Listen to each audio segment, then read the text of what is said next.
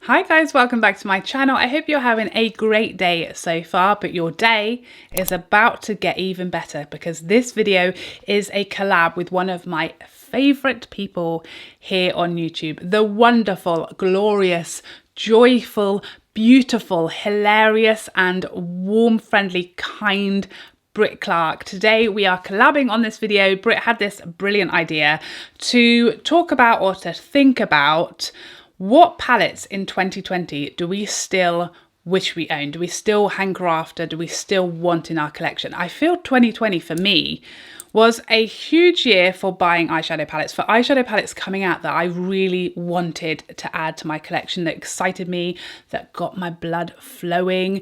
But are there still any remaining that we have our eye on, that we still want to pick up? So we decided to jump on this video and share our ideas together. I cannot wait to see Brit's. Brit is much bolder and braver than me in general. So she, I'm sure, will have much more colour in her choices, but I can't wait to see what she's chosen because I am definitely a way more basic Brit than Brit is. So as soon as you are finished here, don't go yet because we haven't even started. But once you've finished here, please hop over to Brit's channel and say that I sent you and send her some love and hugs and hellos from our little family here. She is an absolute golden, joyful human being. So we decided to go for 10. I always have to go for 10. It's like otherwise I get stressed. The anxiety creeps in if we're talking about uneven numbers and strange looking numbers that aren't a 10. I don't like it, I get uncomfortable. So Brit very kindly agreed to go along with my weirdness.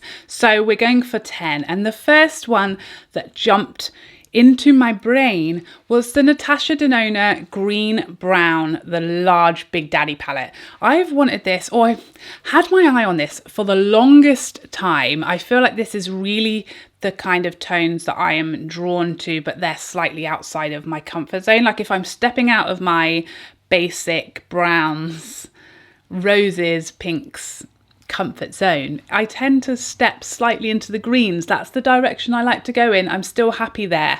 And that was obviously like the ultimate palette. The reason I haven't bought it yet is that it's so large, and I have an issue with large giant palettes because I just don't know where they're going to go in my storage system. So that's the reason why I hold off. But that one is it's been on my list, and it will be on my list probably forever because I'll just never allow it to mess up my storage system. Next up, I looked at Tom Ford palettes because I really wanted to add a Tom Ford eyeshadow palette. And I get a little bit bamboozled because everyone that comes out seems to look the exact same. So I really don't know where to start.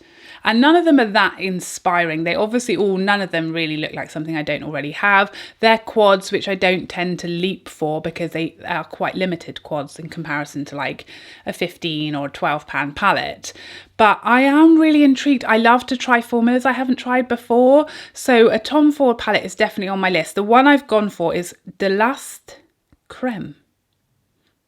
It's a strange name. I wonder if I've said that correctly or if that even is the name. But I was looking on Sephora's website. I managed to hack the system and get on there, and that was the one that stood out for me, probably because it's the most basic and it has mattes in it. So there you go. Next up, Marc Jacobs Extravagance palette.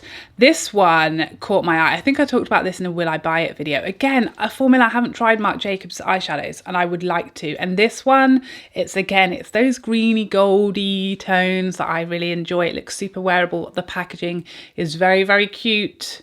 It catches my eye, and yeah, I want to give it a try, and I'm a poet and I do know it. Next up, Sydney Grace's Enduring Love. Now, this keeps selling out like a mother, doesn't it? It sells out, it comes back, it sells out, it comes back. Obviously, I was incredibly blessed this year with Mel's Sydney Grace collab palette that is like my light, my joy, my love, my life. I love everything about it. I love everyone involved. I love the colour story. I love the palette. I love the quality. I love it. I just love it, okay? So that gave me a little taster of the Sydney Grace formula, and that one is one I would love to pick up next. It's quite tricky to get Sydney Grace here, or it's very expensive to get it here because you have to pay extra shipping, taxes, etc. to get it to the UK.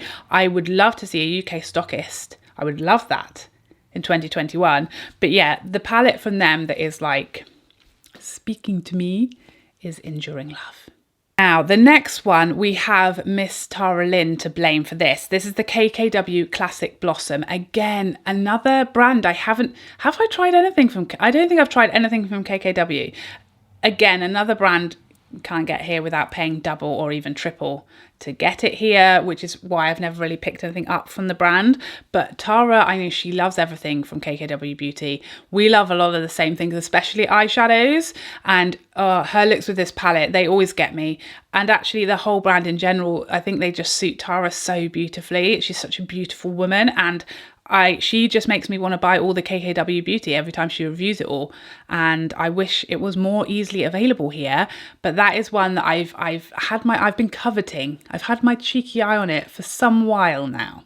Next up, the Jackie Aina ABH palette. This is one that when it first came out, when the sneak peeks first started coming through, I was like immediately drawn to it. I loved the fact that these were colours that were going to work on a huge range of skin tones, and they weren't going to be chalky and they weren't going to look washed out, and there was going to be crease and transition shades for deeper skin tones, but that could also work on lighter skin tones. And I think it set a massive example for the beauty industry. If Jackie Aina and ABH can make a palette that would work on both Norvina's skin tone and Jackie's skin tone, then why can we not all be doing this all of the time, or certainly more of the time? Everything about this palette really speaks to me. The colour story is glorious. It's different. It's a little bit unique. It's got some shades in there that I don't really feel like I have, but I feel like this was the year of eyeshadow palettes and I had to really prioritise which I was picking up. So that one kind of got missed out, but I still think about it. I check it out.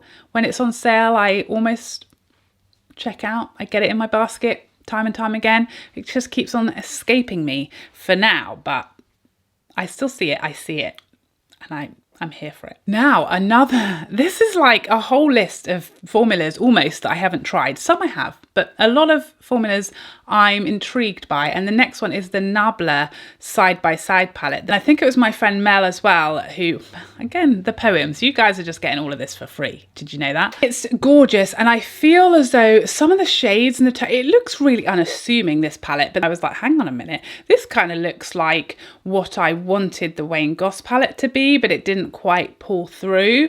And it's just calling my name. I've never tried anything from Nabla, but everything, like their blushes and bronzers, everything kind of tempts me, but I've just never kind of gone over the edge with the brand. But this palette, more than anything else, is speaking to me, and I keep seeing people raving about it, and I keep seeing people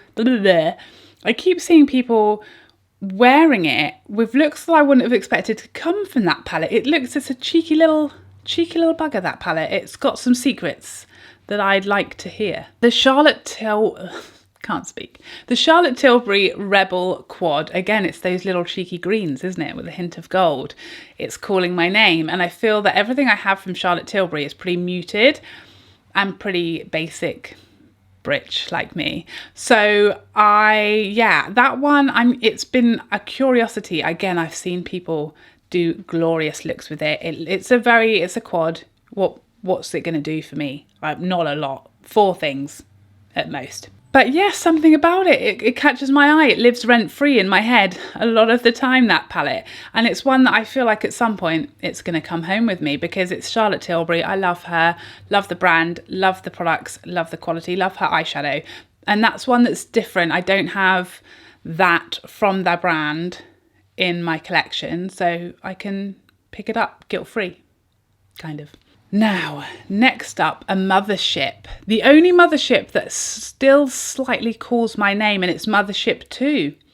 Mothership 2. It's, again, I think because it's got a decent number of mattes in there, it's super wearable. It's got some of my tones, but it's got that green that kind of is something different, something outside of my comfort zone. It's everything I love about Motherships. I really hate the thought of picking up a Mothership that isn't new, though. In my head, I'm like, what if she brings out another one that's even better and it's new and shinier? So that's the reason I haven't picked this one up. Next time there's a sale, I'm sure this is coming home with me at some point. It's the only one left of the Motherships I don't own that is like saying to me, I need to come home with you. Pick me up. What you're doing, what you're waiting for, what's going on here, why have I been left? it's the last one. It's the last one that I need. And lastly, but by no means leastly, the Natasha Denona Gold palette. Now, I was torn for a while whether to pick up Bieber or gold, but for me, Bieber is like an essential. Like I needed to have it in my collection because it is the shades and the vibe and the theme of my life. As I keep saying, gold is a little less me, a little less my type of palette. But you guys have been telling me ever since my Natasha Denona ranking video, Charlotte, you've got to get gold. It's like the best one. It's the best of the best. And like I said, I do like to pick up palettes that are a little outside my comfort zone that I still can appreciate. I'm not afraid of. I'm not going to not use it because it's just too much or too far. But this one is perfectly that. I know I love her formula. You guys are telling me you're going to love it. It's going to be your dream palette. You've got to get it. So that for me is probably the next palette I'm going to buy that's not a new palette, is the Natasha Denona Gold, because you guys know me. I trust you. You know what I like. So if you said I need it, then I guess I need it. So there you have it, guys. I think that was 10. Imagine if I watch this back and it's actually 9, I'll have a heart attack. I'm fairly confident it's 10. Please don't tell me if it's not. I just don't need, it's not the kind of negativity I need in my life, okay? So those are the 10 palettes that I still hanker over. It's the end of 2020 and they're living rent free in my noggin and I just can't stop thinking about them, dreaming about them. Those are the palettes that I would still love to add to my collection if, you know, someone wanted to buy them all for me. So please go and check out Brit's video. Let's see. I don't reckon we have any the same. I don't know. What do you think? Do we have any the same? Let's go and see. I'm going to go and watch her video now. I will see you over there. Thank you so much for joining me. I hope you enjoyed this video and I'd love to see you in the next one. Otherwise, take care for now. Bye, bye, bye, bye, bye.